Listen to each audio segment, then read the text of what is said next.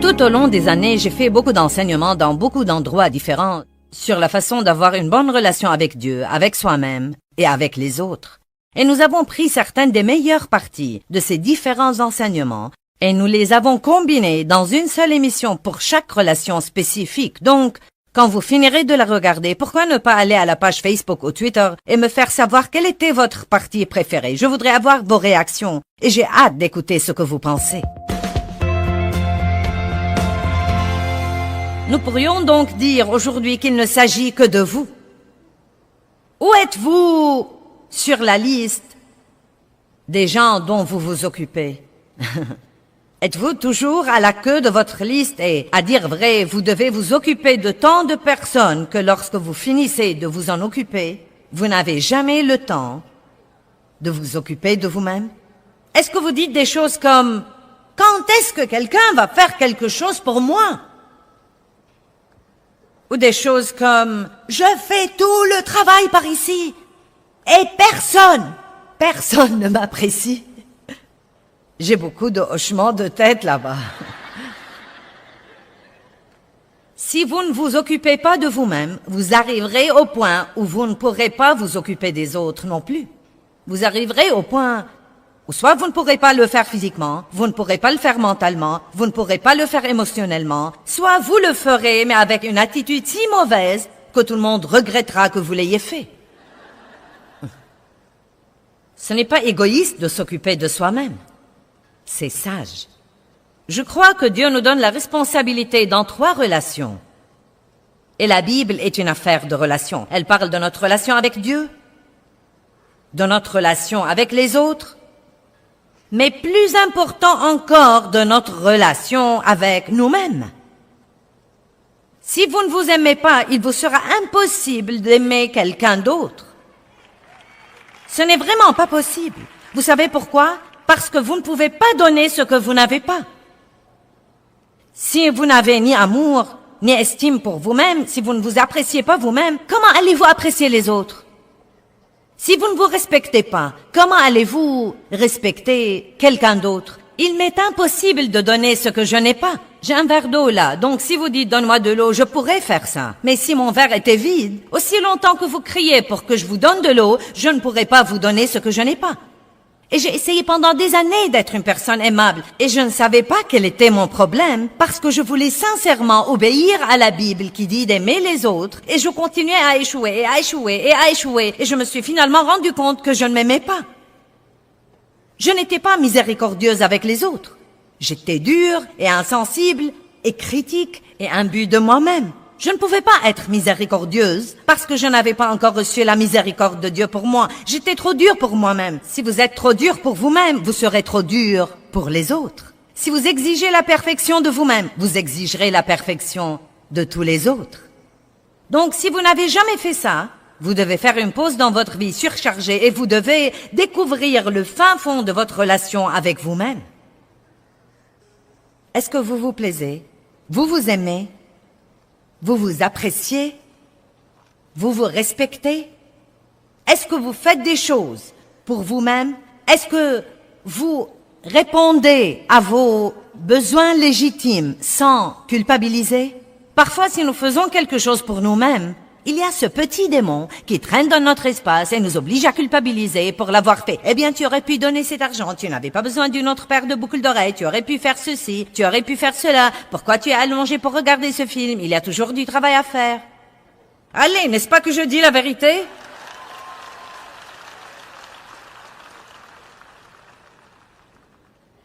Nous ne sommes pas sur Terre que pour prendre de la place et respirer. Il n'y a rien que j'aime mieux que de voir mes enfants s'amuser. Et j'aime vraiment les voir se réjouir les uns des autres. Je ne crois pas que nous nous rendions compte combien Dieu se réjouit quand nous nous réjouissons les uns des autres et que nous nous amusons. Je ne crois vraiment pas que quelqu'un aime bien rire plus que Dieu. Il a créé l'amusement. Il a créé le rire. Il a créé la joie. Le diable est celui qui a amené le malheur, et la misère, et la tristesse, et la dépression, et le désespoir, et le découragement, et la colère, et le non-pardon. Il ne vient que pour détruire, mais Jésus a dit « Je suis venu afin que vous ayez la vie et que vous en jouissiez ». Vous ne pouvez jouir de votre vie si vous ne jouissez pas de vous-même.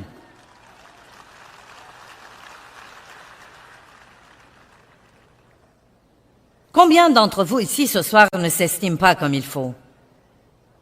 Combien d'entre vous ne s'aiment pas tant que ça? Maintenant, j'ai un tas de ça, vous savez. Il faut dire la vérité. Non mais, il y a eu beaucoup d'années où je ne m'aimais pas. Je n'aimais pas ma voix, je n'aimais pas ma personnalité, je n'aimais pas mes cuisses, je n'aimais pas ceci, je n'aimais pas cela. Eh bien, vous devez vraiment faire la paix avec vos cuisses parce que les cuisses que vous avez sont les cuisses que vous avez.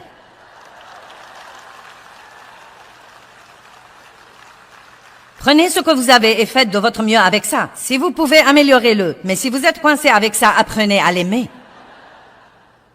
Amen. Ça ne vous servira à rien de regarder les autres personnes. Oh, si seulement j'étais comme toi, si j'avais tes cheveux, si seulement je pouvais chanter comme ça. Vous n'avez pas ça. Point final. Ça ne va pas arriver. Apprenez à vous aimer.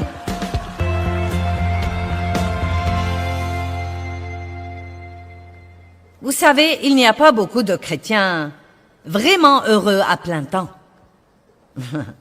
Je parle des chrétiens heureux à plein temps. Vous savez, nous pouvons être heureux dans l'allégresse collective quand nous venons à l'église. Et l'équipe de l'adoration est en train de jouer et c'est comme « Oh, mais je parle d'être heureux à plein temps. Heureux à plein temps. Heureux dans la tempête, heureux quand la tempête est finie. Les gens pensent, je ne peux pas être heureux si je ne me marie pas. Ensuite, ils se marient et ils pensent, je ne peux pas être heureux si je dois supporter ça toute ma vie.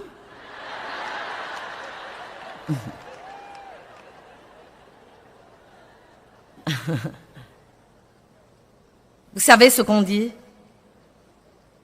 Les célibataires sont tristes et les mariés sont fâchés. Eh bien, je ne peux pas être heureux.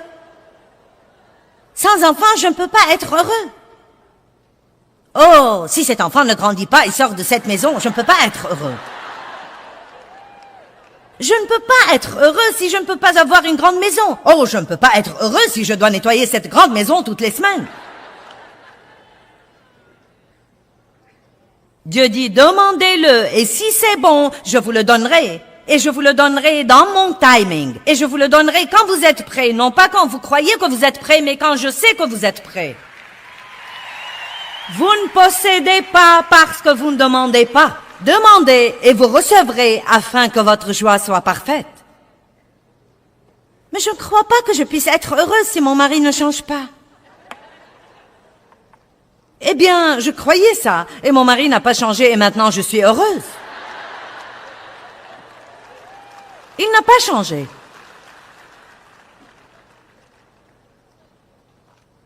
Non, mais il n'y avait pas grand-chose qui n'allait pas chez lui. C'était moi qui avais le problème et je croyais qu'il devait changer pour que je puisse être heureuse. Et quand j'ai finalement découvert que je devais prendre la responsabilité de ma propre joie et arrêter d'essayer de donner à quelqu'un d'autre la tâche de me faire plaisir, une des raisons pour lesquelles j'étais malheureuse et que j'étais résolue à être le genre de personne que Dieu voulait que je sois, mais j'essayais en réalité de faire ça toute seule. Je ne connaissais pas, vous ne possédez pas parce que vous ne demandez pas. Maintenant, s'il y a quelque chose qui se passe en moi, qui doit être changé, je demande simplement à Dieu de me changer. Je ne lutte pas avec ça. J'étudie la parole et je demande à Dieu de me changer. Je n'essaie pas de me changer et essaye de me changer et essaye de me changer et essaye de me changer. Je n'ai pas le temps de faire la danse pour amener tout le monde à m'aimer. J'ai essayé ça dans les quelques premières années et ça tue. Donc, j'ai finalement décidé, Dieu, il va falloir que tu les amènes à m'aimer, parce que c'est ce que je suis, c'est fini. Et je ne peux pas essayer de faire les choses d'une façon pour vous, et d'une autre façon pour vous, et d'une autre façon pour vous. Donc, je crois que Dieu me donne la grâce. Priez pour des portes ouvertes. Priez Dieu d'ouvrir des portes que vous ne pouvez pas ouvrir, et de fermer des portes qui doivent être fermées et que vous n'êtes pas prêt à fermer. Vous m'avez entendu? Ne priez pas Dieu juste d'ouvrir des portes, priez-le de fermer des portes dans votre vie qui doivent être fermées. Commencez à être honnête avec Dieu. Commencez à être responsable devant quelqu'un et confessez des choses et demandez la prière. Ouh! Vous allez exaspérer le diable quand vous faites ça, parce qu'il veut que vous mettiez un masque artificiel sur votre visage, le Seigneur soit loué. Alors que dedans de vous, vous êtes presque détruit. C'est incroyable ce que nous faisons quand nous cachons des trucs. Ne jouez pas au plus fin les uns avec les autres. Vous n'êtes pas obligé d'être parfait toute la semaine. Comment a été ta journée hier? Eh bien, j'ai mal agi toute la journée hier. Vraiment mal. Mais je suis content que Dieu soit miséricordieux et qu'il soit prêt à me pardonner. Je lui en ai parlé. Il m'a pardonné. Et vous pouvez prier pour moi aussi, car j'ai besoin de toute aide. Amen. Et non pas, comment étais-tu hier? Très bien. Amen. La première chose qui arrive chaque jour, vous devez dire, Dieu merci pour cette journée et je sais que je ne peux rien faire sans toi. Donc s'il te plaît, sois avec moi et aide-moi dans tout ce que je fais. Je te le demande. Je demande de pouvoir élever mes enfants sans perdre la raison.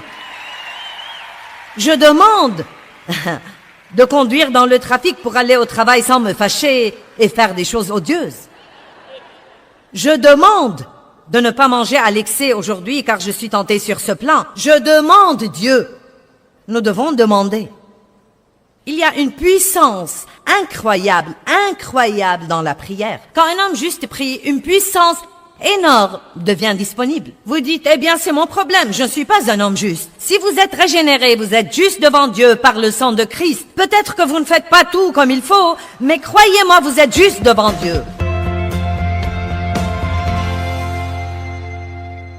Combien d'entre vous culpabilisent dans votre vie et c'est un lourd fardeau et vous en avez par-dessus la tête et vous voulez apprendre à vous en libérer?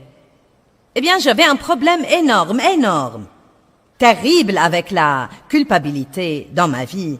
Et je peux dire ici aujourd'hui que bien que ce fut un combat énorme et qui a exigé beaucoup d'études, j'ai été délivrée, complètement délivrée de la culpabilité. Or, cela ne veut pas dire que si je fais quelque chose de mauvais, je n'ai pas du chagrin à cause de mon erreur. Je ne veux pas faire de mauvaises choses. Je n'aime pas du tout sentir que j'ai offensé le cœur de Dieu. Mais je crois qu'il y a une différence entre avoir du chagrin saint pour avoir offensé le cœur de Dieu, admettre ça, en discuter tranquillement avec Dieu, obtenir son pardon et aller de l'avant, c'est une chose différente de porter toujours ce terrible fardeau de culpabilité et de le laisser vous rabaisser et vous voler votre vie jour après jour après jour après jour. Jésus a fait tout ce qu'il devait faire. Il attend que nous le croyions. Et je vais vous montrer la preuve dans la parole de Dieu aujourd'hui. Comme quoi il nous a non seulement pardonné nos péchés, mais encore ôté la culpabilité. Et c'est à nous de le croire ou non et d'arrêter de vivre d'après nos sentiments et de commencer à vivre d'après la parole.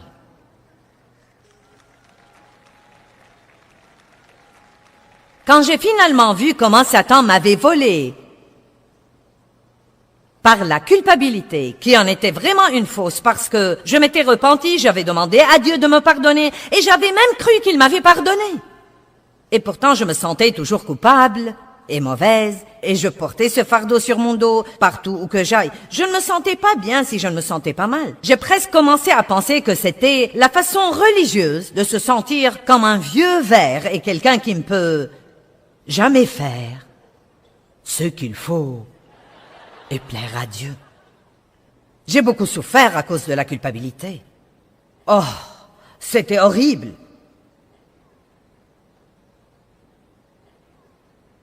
Je me levais, je désirais que ce soit le temps de dormir, et je dormais et je désirais me lever.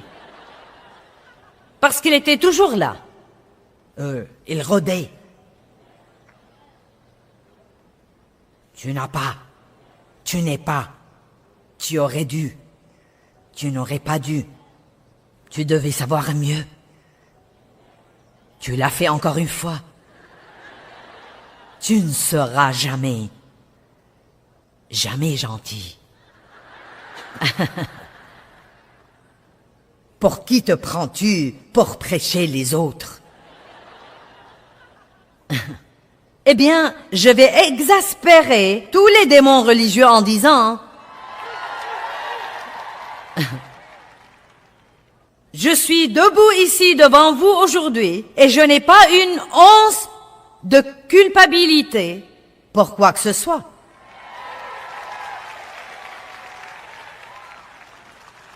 je n'en ai aucune.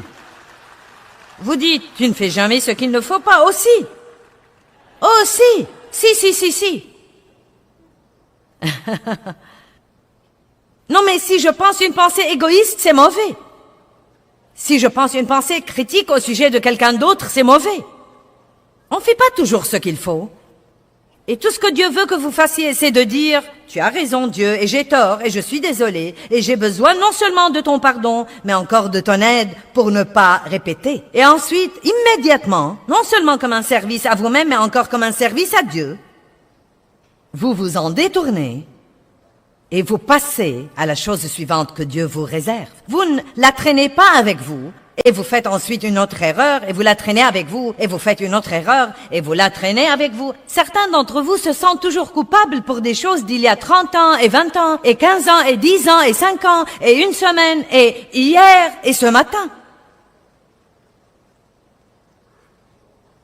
Allez, la Bible nous enseigne que Jésus-Christ est notre remplaçant, et que nous sommes cohéritiers avec lui, et que tout ce qu'il a souffert pour triompher, toute victoire qu'il a remportée pour nous, quand il a pris le péché à la croix, et est mort là, avec ça, à ce moment-là, le péché a perdu sa puissance sur quiconque croirait vraiment en Jésus-Christ, car ce que Dieu a vu ce jour-là sur la croix, en Christ, il a vu chaque personne qui croirait en son Fils unique, Jésus-Christ, et se fierait à lui pour son salut.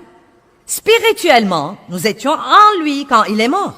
Nous étions en lui quand il a ressuscité des morts. D'après la Bible, nous sommes assis en ce moment dans les lieux célestes en Jésus-Christ. Bien que nous soyons debout ici en ce moment, nous sommes encore en lui. Et si vous ne savez pas qui vous êtes en Christ, vous ne comprendrez jamais ceci. Ce n'est pas, j'espère, il se peut, c'est un fait. Donc, c'est quelque chose d'ici, du côté du ciel, qui est tout à fait accompli. C'est déjà fait. C'est accompli. Votre nom est là. Votre demeure est déjà bâtie. Amen. Et tous ces bons trucs. Donc, nous nous détournons du péché ici. Je suis mort au péché. Je vis pour Christ. Je suis mort au péché. Je vis pour Christ. Hop. Minute. Il n'y a aucune condamnation pour ceux qui sont en Christ. Je suis désolé. Je me suis repenti. Je suis pardonné. Tu n'as rien à voir avec moi, diable. Je vais continuer à faire des progrès, à marcher vers ma relation avec Dieu. Mais ce qui arrive normalement, c'est que les gens sont coincés quelque part. Et ils arrêtent de grandir. Et ils n'ont jamais la joie que Jésus veut qu'ils aient pendant qu'ils sont ici. Celui qui n'a point connu le péché est devenu péché. Il a pris notre péché. Et puisqu'il l'a pris et l'a payé, nous ne devons pas le garder et le payer. Non seulement les péchés que nous avons commis avant de demander à Christ de venir dans notre vie, mais tous les péchés que nous commettrons tant que nous sommes vivants sur terre. Tous les péchés ont été traités sur la croix. Tous les péchés.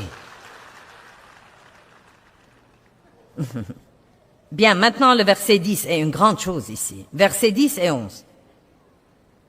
Car il est mort, et c'est pour le péché qu'il est mort, mettant fin à sa relation avec lui une fois pour toutes, et la vie qu'il vit, et c'est pour Dieu qu'il vit, en communion ininterrompue avec lui. Maintenant voilà. Le moyen d'avoir la victoire sur le péché, c'est de vivre dans une communion ininterrompue avec Dieu. Arrêtez de vivre sous la loi et d'avoir toutes vos listes de tout ce que vous devez faire ou ne pas faire de peur de fâcher Dieu. Laissez le côté légal. Mettez-le de côté et comprenez que Jésus a gardé la loi, il a accompli la loi, il a écrit la loi dans vos cœurs, et plus vous communiez avec lui, plus vous êtes proche de Dieu, plus vous saurez ce qu'il faut et ce qu'il ne faut pas, et plus vous êtes proche de Dieu, plus vous aurez la force de faire ce qu'il faut et de dire non à ce qu'il ne faut pas. Mon Dieu, si jamais nous saurions ce qu'il a fait pour nous. C'est difficile à comprendre parce que Satan est là. Et essaye de dire, tu veux rire, ça ne pourrait être aussi simple que ça. Tu crois que tu peux aller faire ce que tu voudras et ensuite t'excuser et tout sera pardonné? Nous devons comprendre que Dieu est un Dieu de cœur et qu'il voit nos cœurs. Si vous faites le faux et que vous cherchez une excuse pour pécher, je ne peux pas vous aider.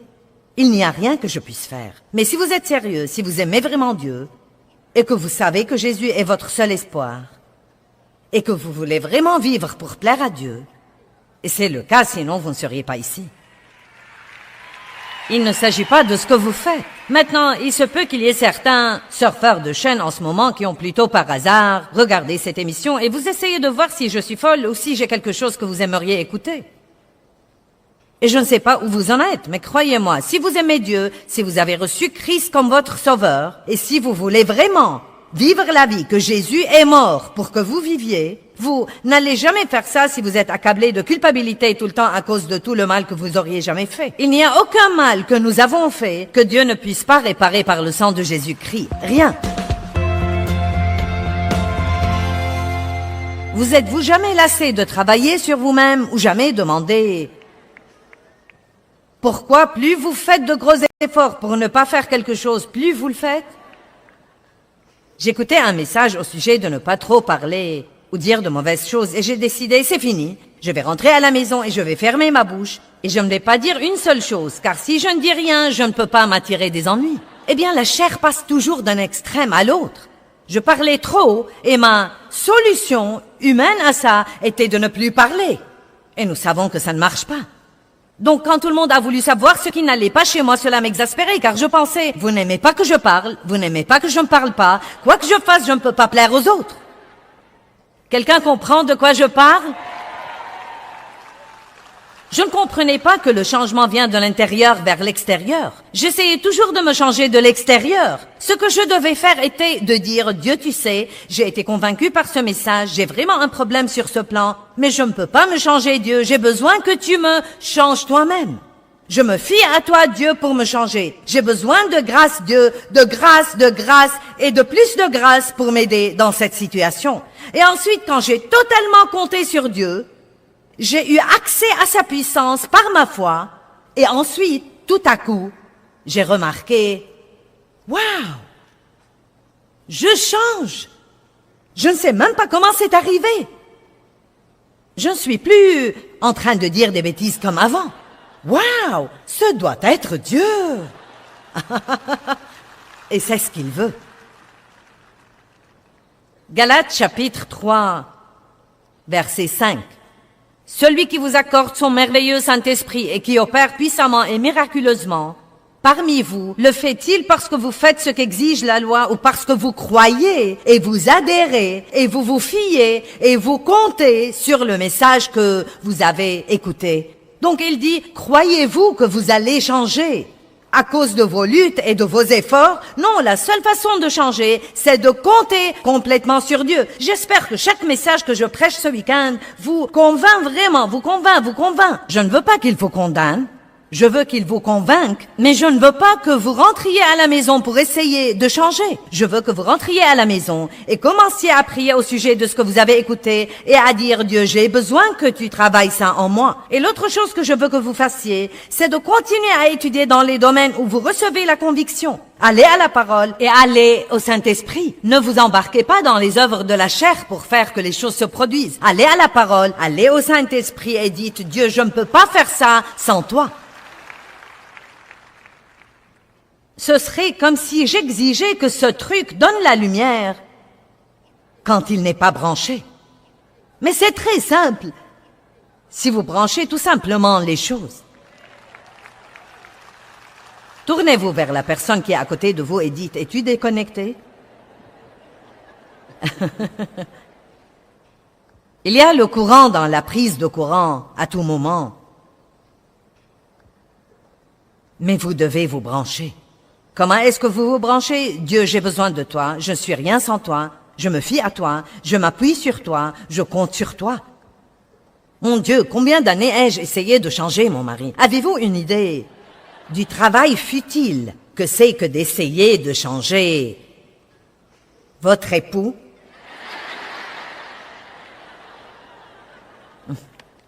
Non mais, parlez de quelque chose qui vous épuise, mes chers, et ça y est. Je reste à la maison avec nos enfants toute la semaine et ensuite tu viens et tout ce que tu fais, c'est de jouer au golf et de regarder ce sport à la télé. Et moi? Je ne pensais pas au fait qu'il travaillait toute la semaine. Et ceci était quelque chose qu'il aimait. Et d'ailleurs, je n'étais pas aussi agréable pour qu'il passe le temps avec moi. C'est la vérité, je ne l'étais pas. J'étais casse-pied et manipulatrice et autoritaire et égoïste et égocentrique. Oui, j'étais exactement comme ça jusqu'à ce que Dieu s'est saisi de moi. Et pas seulement ça, j'allais à l'église comme ça tout le temps. Et aller à l'église ne m'a pas du tout changé. Allez à l'église autant que vous voudrez. Ça ne veut pas dire que vous allez changer. Vous changez quand vous commencez à prendre la parole au sérieux et quand vous commencez à crier à Dieu et à dire « ça ne me satisfait pas de rester comme je suis ». Je sais que Dieu a changé ma vie et que je ne suis rien sans lui. Nous sommes la tête et non la queue, en haut et jamais en bas. Nous sommes hardis et intrépides et confiants et nous n'allons pas laisser le diable gagner. Allez maintenant, levez-vous tous et louez Dieu.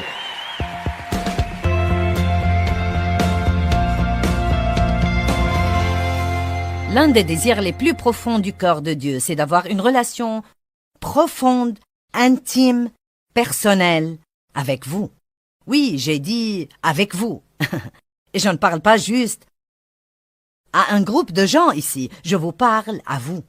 C'est la raison même pour laquelle Dieu nous a créés. Pas seulement ça, il veut aussi que nous apprenions à avoir une bonne relation avec nous-mêmes. Que pensez-vous de vous? Vous vous aimez? Êtes-vous contre vous? Est-ce que vous vous méprisez? Est-ce que vous vous rejetez? Ou avez-vous une relation saine avec vous? Est-ce que vous attachez une grande valeur à ce que Dieu a fait en vous créant? Vous savez, tout ce que Dieu a créé, il l'a regardé et il a dit « c'est très bon ». Et cela veut dire « vous ». Oui, nous faisons tous ce qu'il ne faut pas, mais vous êtes une bonne personne au très fond de vous et Dieu veut avoir une merveilleuse relation, une relation intime avec vous.